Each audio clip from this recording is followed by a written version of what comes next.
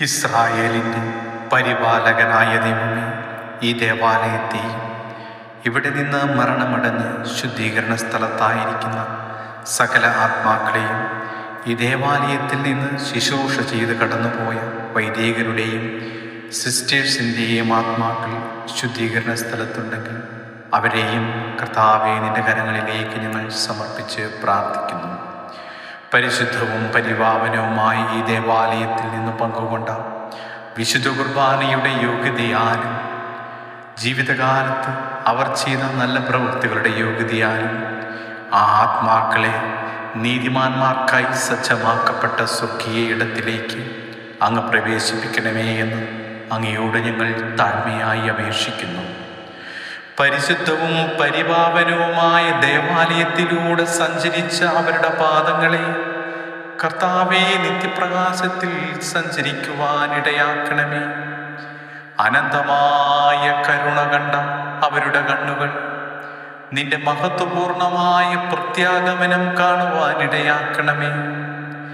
ദേവാലയത്തിൽ നിന്റെ സ്തുതിഗീതങ്ങൾ കേട്ട അവരുടെ കാതുകൾ നിന്റെ ശിക്ഷാവിധിയുടെ സ്വരം കേൾക്കാതിരിക്കട്ടെ. ദേവാലയത്തിൽ നിന്നെ പാടി പുകഴ്ത്തിയ അവരെ സ്വർഗത്തിൽ നിന്നെ പാടി പുകഴ്ത്തുവാനിടയാക്കണമേ എന്ന് അങ്ങയോട് ഞങ്ങൾ പ്രാർത്ഥിക്കുന്നു. ആമേൻ.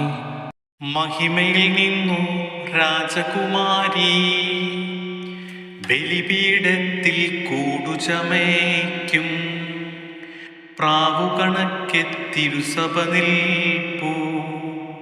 കൂടുതകർത്ത പ്രാക്കളയെല്ലാം കുരുതി കഴിക്കാൻ സർപ്പമണഞ്ഞു. കർത്താവേ നിൻ ദിവ്യനിണത്താൽ നേടിയ സഭയെ കൈവെടിയല്ലേ.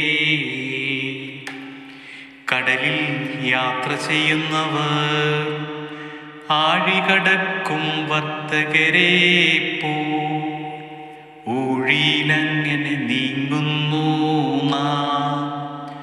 കരയെത്തുമ്പോൾ ധനമില്ലാത്തോ കരയും മറ്റവരാനന്ദിക്കും.